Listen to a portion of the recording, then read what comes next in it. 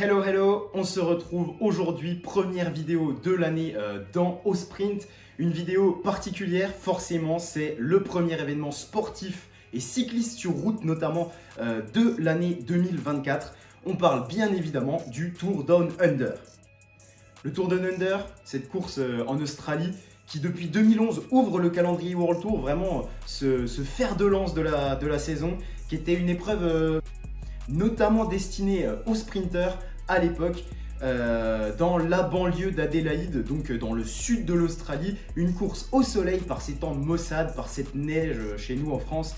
C'est terrible, mais là-bas, ils ont du soleil, c'est l'été, c'est l'Australie, c'est magnifique, de magnifiques paysages bien évidemment, avec notamment de nouveaux maillots, de nouveaux sponsors également. Ça va un peu avec les nouveaux maillots, les nouvelles couleurs, les nouveaux coureurs qu'on va apprendre à découvrir, à connaître, avec des jeunes, des néo-pros, des transférés également, hein, des coureurs qui passent d'une équipe à un autre. On revoit certaines fois des coureurs, on redécouvre des coureurs. Également une startlist avec beaucoup de jeunes, les jeunes qui sont voilà, pour la première fois lancés sur le World Tour, sur une course qui n'est pas très relevée en termes de plateau, généralement, toutes les autres années en tout cas. Et également des jeunes et des Australiens, des Néo-Zélandais qui aiment bien faire forcément leur retour à la compétition sur la course chez eux, à domicile, en Océanie. Voilà, c'est vraiment une première mise en bouche, c'est pas forcément la course de nos rêves, mais en tout cas c'est la première de l'année, on l'attendait avec impatience et on y est aujourd'hui. Là, cette nuit va commencer donc ce Tour Down Under, une épreuve qui aujourd'hui est réservée aux punchers, on va voir ça tout de suite.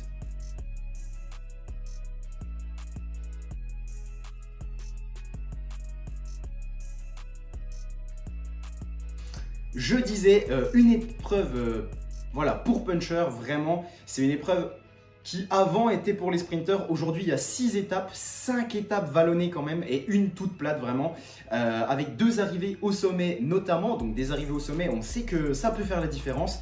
Les étapes décisives seront vraisemblablement la deuxième, la cinquième et la sixième qui sont vraiment les plus dures, quoique la deuxième encore, on va voir après, c'est vraiment, elle est traître on va dire, c'est une étape traître.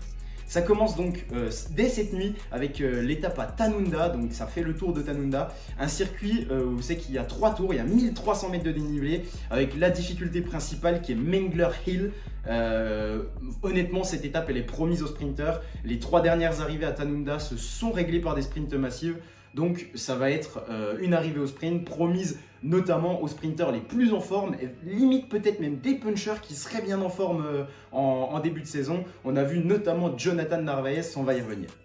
L'étape 2, deuxième étape entre Norwood et Lobetal, donc qui va arriver après-demain avec 2269 mètres de dénivelé quand même, pas de grosses difficultés, mais c'est ce que je disais, une étape traître parce qu'il y a du dénivelé sur 142 km seulement. Les étapes sont très courtes sur le Tour Down Under, mais il n'en faut pas plus en ce début de saison notamment, avec un parcours usant, il n'y a pas un mètre de plat et un col de 10 km dès le départ, donc voilà, les organismes seront un peu fatigués. Ça conviendra pareil aux sprinters un peu en forme, un sprinter puncher qui passe bien les bosses.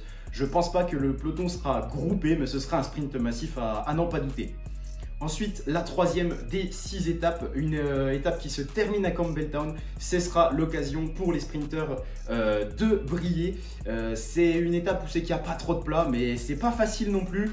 Un sprint avec un final, les 10 derniers kilomètres sont très faciles. Donc on va obligatoirement voir un sprint. Ce sera vraiment intéressant comme étape parce que voilà, encore une fois, les sprinters pourront être un peu mis en difficulté. On n'en doute pas. La quatrième étape, ceci dit, arrivée à Port Elliott depuis Murray Bridge. Là, par contre, 136 km, tout plat, un sprint obligatoire. Les sprinters les plus forts, les plus costauds, les plus véloces seront de la partie. Et là, on verra vraiment toute la puissance des hommes forts du sprint en ce début de saison. Pour l'étape 5, c'est l'étape mythique, c'est l'Alpe d'Huez du Tour Down Under, le Mont Ventoux de l'Australie. Je m'emballe peut-être un petit peu, effectivement, mais arrivé au Willunga Hill, cette montée qui a été domptée de nombreuses fois par Richie Porte notamment, on se souvient de vraiment ces belles ascensions. Willunga Hill qui est donc la montée mythique avec cette étape qui est assez plat jusqu'au premier passage du Willunga Hill et cette montée de 3,4 km à 7,3% va avoir vraiment du mal, va faire du mal aux organismes. Et une fois ne suffit pas, donc les organisateurs ont décidé de la faire monter 2 fois. C'est la coutume de faire ceci. Et donc une arrivée au sommet pour les hommes forts, vraiment les hommes du classement général seront à coup sûr à l'avant de cette étape. Ensuite, 6e et dernière étape avec une arrivée au sommet, encore les 2 arrivées au sommet sur les 2 derniers jours de ce Tour Down Under. La décision finale, attention, car quand même il y aura des craquages possibles lors de cette arrivée à Mount Lofty. 128 km seulement, mais 2400 mètres de dénivelé, 3 passages au mont Lofty, donc 1,5 km à 6,5%. C'est pas très difficile, mais ça va être vraiment explosif. Et on peut voir notamment l'année dernière Simon Yates s'y était imposé, il faisait 2e du classement général. On peut voir les favoris s'expliquer au-dessus du Mount Lofty.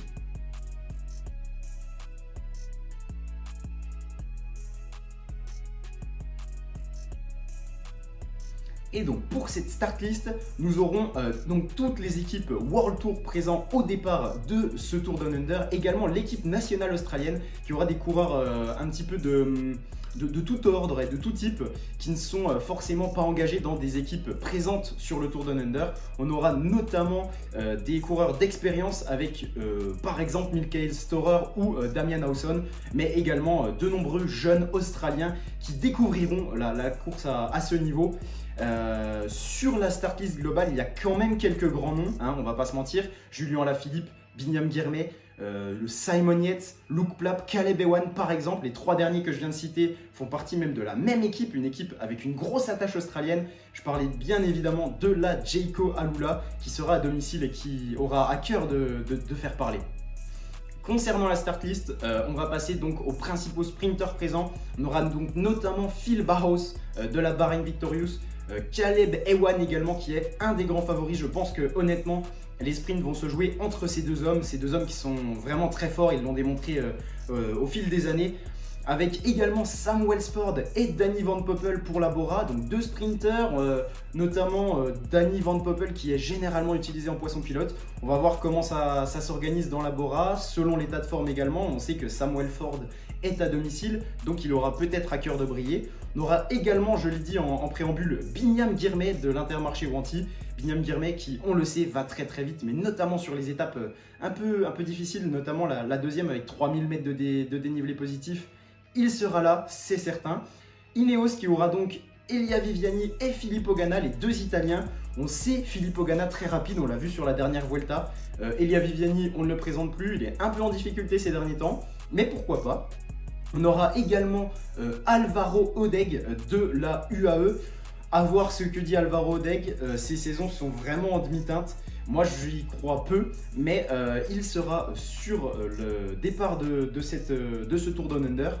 Également Dan Maclay pour Arkea Samsic, l'équipe française. Ivan Garcia Cortina également pour la Movistar, je l'ai noté.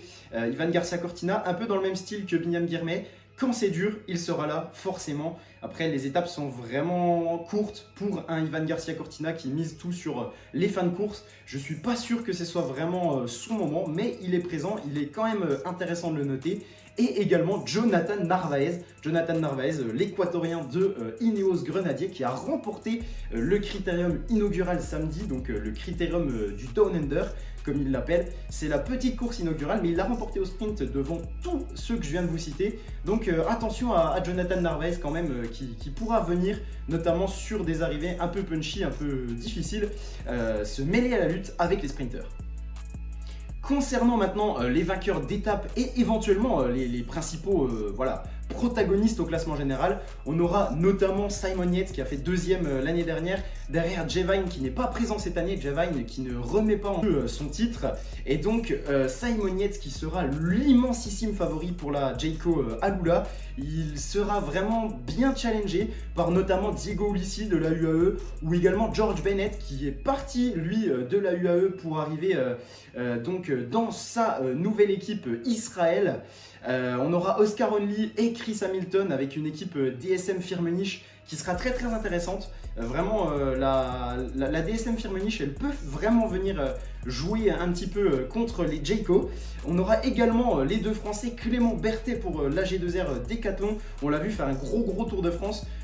Dans quel niveau de forme est-il? Ça, c'est une grosse inconnue. On ne sait pas pour tous ces coureurs dans quel niveau de forme ils sont.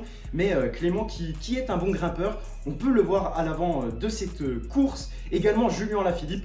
Voilà, la Soudal Quickstep qui a décidé de mettre Julien Lafilippe sur le Tour Down Under dès ce début de saison. On va voir le puncher français s'il est capable. Normalement, il est censé être dans les meilleurs, voire le meilleur de cette course. Mais on va voir selon son niveau de forme. On sait que l'année dernière, il était un peu en difficulté. À voir, moi, j'en fais un grand favori quand même. On a également Nathanael Tsefatsion pour la Lidl Trek qui a fait deuxième du critérium inaugural samedi au sprint, alors que c'est pourtant plus un grimpeur qu'un sprinter. Donc attention à l'Érythréen qui va être en plus accompagné de Quinn Simmons, de Juan Pedro Lopez et de Bokeh Mollema dans la Lidl Trek. La Lidl Trek qui vient vraiment avec une grosse équipe par rapport à la start list. Donc ça va être intéressant de les voir à l'œuvre également. Jack Egg pour la Bahrain Victorious qui peut éventuellement se mêler également, notamment sur le Willunga Hill. Pour les autres montées et les autres étapes, ça me paraît un peu plus difficile. Jack Egg qui est vraiment un pur grimpeur. Voilà, pour moi c'est pas assez long, c'est pas des efforts qui lui conviennent assez bien, mais il sera présent, ça c'est une certitude. Pour jouer la gagne, pour jouer le podium, ce sera un peu plus difficile. Après on aura les deux minots, comme on va les appeler, les deux jeunes, Milan Vader et Johannes Staunmittet pour la Visma Lease Bike. On sait que cette équipe, elle est incroyable et donc tout le monde peut gagner dans cette équipe. Les deux n'en sont pas exemptés et donc on peut voir éventuellement ces deux coureurs se montrer en haut de l'affiche. Je finirai simplement par cette start list par un petit coup de cœur et on va dire une petite étoile que je vais mettre à côté d'un coureur. Cette petite étoile, elle sera à côté d'Isaac Del Toro, le Mexicain de la UAE, qui est néo-pro et qui est vainqueur du Tour de l'Avenir l'année dernière, notamment avec une victoire au col de la Lose. Il a fait troisième également du critérium inaugural, donc derrière Tsefatsion et Narvaez. Du critérium inaugural Down Under samedi, donc comme j'en ai déjà parlé. Isaac Del Toro qui a l'air d'être en forme, c'est un petit jeune vraiment qui a l'air de vouloir éclabousser la planète vélo de son talent. On va voir ce que le Mexicain va dire. Moi je le suivrai en tout cas avec grande attention, ça m'intéresse vraiment. Vous l'aurez donc compris, on se retrouve là avec une course débridée, des niveaux qui sont assez similaires malgré le début de saison. On va pouvoir jauger un petit peu, découvrir dès à présent les forces en ce début de saison. Il n'y a peut-être que Simon Yates qui reste mon favori tout de même, qui se détache un petit peu du lot. Les autres sont à peu près au même niveau sur le papier, donc ça va être très intéressant, même si ceci dit, le Tour Down Under n'est pas la course la plus intéressante à suivre. Elle le sera quand même cette année avec la start list. Il y a quelques grands noms, quelques petits jeunes, ça va être très sympa. Mais ce qu'il faut vraiment retenir, c'est que toute la saison se met en place, on va découvrir de nouvelles choses et on ne se retrouve plus qu'à un mois des premières classiques flandriennes, un mois et demi de Paris-Nice, donc ça va vraiment être sympathique. On va pouvoir jauger, on va pouvoir voir ce que dit cette saison 2024. Donc amis cyclistes, restez connectés, fini la coupure, la saison commence et on la rejoint au sprint.